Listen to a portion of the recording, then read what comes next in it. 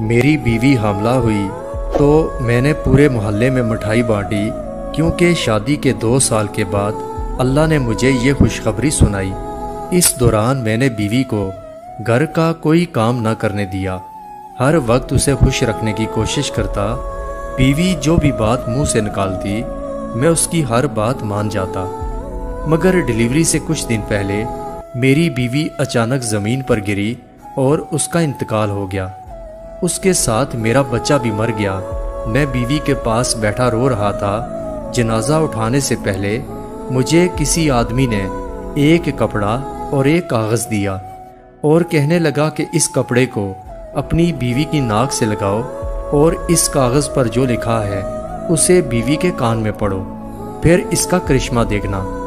میں نے وہ کپڑا بھی بیوی کی ناک سے لگایا ہی تھا کہ وہاں بیٹھے سب لوگوں کی چیخیں نکل گئیں، کیونکہ میں امیر والدین کی بگڑی ہوئی اولاد تھا۔ دولت ہمارے گھر کی لونڈی تھی، اور جب انسان کے پاس ہر چیز کی فراوانی ہو جاتی ہے تو وہ آہستہ آہستہ خود کو فرعون سمجھنے لگتا ہے۔ میں نے بھی خود کو ایسا ہی سمجھا۔ مجھ سے انکار برداشت ہی نہیں ہوتا تھا۔ میں پیسوں سے ہر ناممکن کام کو ممکن بنا لیتا، مگر میری زندگی نے پلٹا اس دن کھایا جب میں اپنے ایک دوست کی شادی پر شرکت کرنے گیا ہوا تھا۔ انہوں نے شادی پر ڈانسر لڑکیاں بلوائی ہوئی تھیں۔ میں موج مستی میں ان پر پیسے پھینک رہا تھا، تب اچانک میری نظر ایک ڈانسر لڑکی پر پڑی تو میں نظریں جھکانا بھول گیا۔ وہ ناچ رہی تھی، مگر اس کے حسن نے مجھے اپنے حصار میں جکڑ لیا۔ میری جیب میں جتنے بھی پیسے تھے میں نے اس پر نچھاور کر دیے۔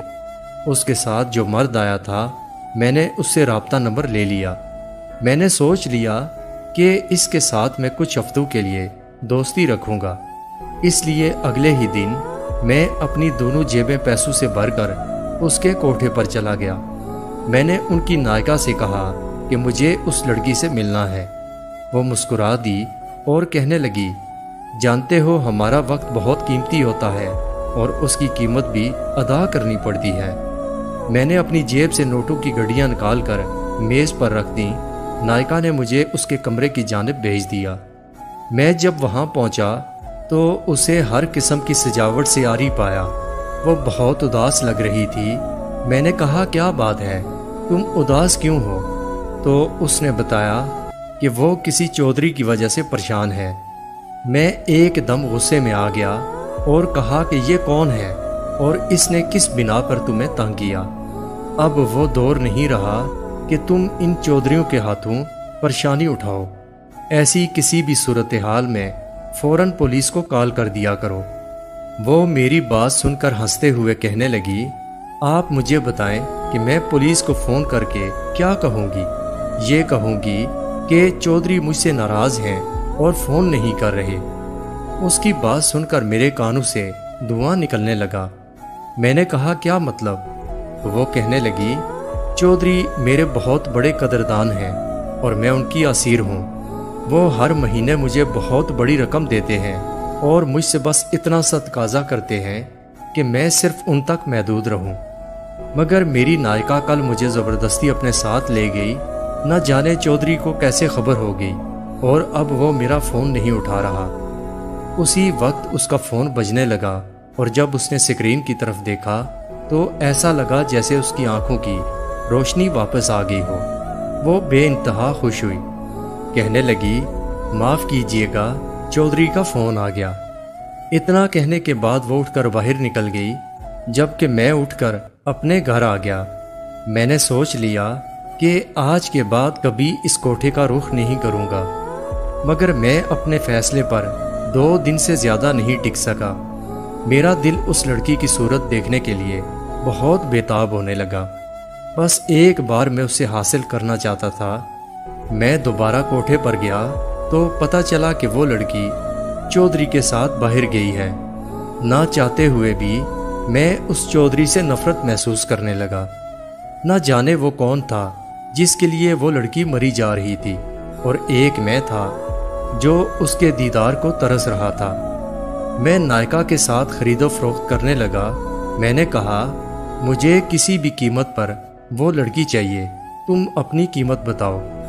وہ مسکرا کر کہنے لگی، وہ لڑکی اس کے لیے راضی نہیں ہوگی کیونکہ وہ ایک چودھری سے بہت محبت کرتی ہے۔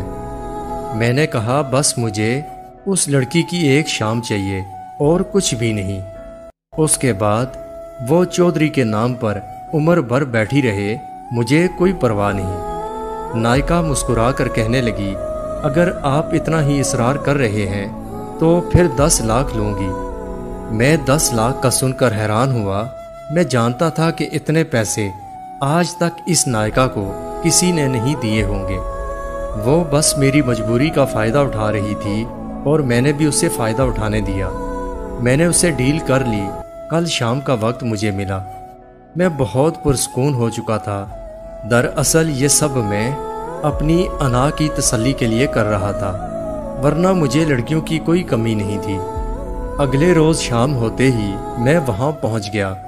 مجھے دیکھ کر لڑکی حیرت سے بولی، آپ پھر سے آ گئے؟ میں نے مسکرا کر کہا، ہاں میں تمہیں لینے آیا ہوں۔ وہ کہنے لگی، میں آپ کی بات کا مطلب نہیں سمجھی۔ میں نے کہا، کل میں نے تمہاری نائکا کے ساتھ تمہارا سودا طے کر دیا، کیا اس نے تمہیں بتایا نہیں؟ میری بات سن کر لڑکی بولی، اچھا میں سمجھ گئی، آپ یوں کریں، میرا تھوڑا انتظار کریں، میں ابھی آتی ہوں۔ میں باہر جا کر بیٹھ گیا، مگر 1 گھنٹہ گزرنے کے بعد بھی وہ لڑکی نہیں آئی۔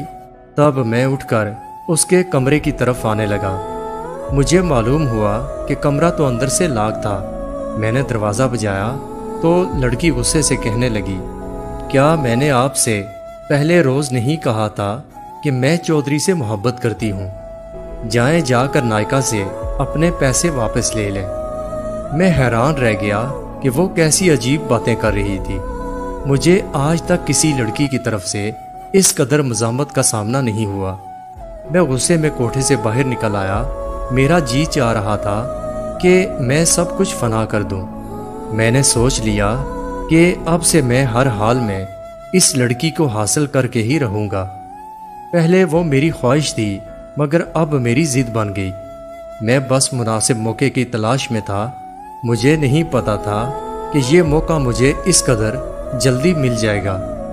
دوسرے دن میں بازار میں تھا جب میری نظر اس لڑکی پر پڑی۔ اس نے خود کو مکمل طور پر چھپا رکھا تھا اور سیاہ برقع بھی پہن رکھا تھا۔ میں نے اپنے ڈرائیور سے کہا کہ جیسے ہی یہ نقاب پوش لڑکی باہر آئے تو اس سے کہنا کہ چودھری کے ساتھ حادثہ ہو گیا اور وہ آپ کو بلا رہا ہے۔ جب وہ گاڑی میں بیٹھ جائے تو اسے میرے فارم ہاؤس پر لے جانا۔ اس دن قسمت نے میرا بہت ساتھ دیا۔ 2 گھنٹے کے بعد میرے ڈرائیور کا فون آیا۔ وہ کہنے لگا، آپ کا کام ہو گیا۔ میں بے انتہا خوش ہوا۔ جب میں وہاں پہنچا تو یہ دیکھ کر حیران رہ گیا کہ لڑکی نے رو رو کر اپنا برا حال کر لیا۔ مجھے دیکھتے ہی میری طرف بھاگ کر آئی اور کہنے لگی، میرا چودھری کدھر ہے؟ وہ ٹھیک تو ہے؟ میں نے مسکرا کر کہا کہ بات دراصل یہ ہے کہ کل تم نے مجھے دھوکہ دیا اور آج میں نے تمہیں دھوکہ دے دیا۔ تمہارا چودھری بالکل ٹھیک ہے۔ میں نے تو تمہیں صرف اس لیے یہاں رکھا ہوا ہے تاکہ میں اپنے 10 لاکھ روپے تم سے وصول کر سکوں۔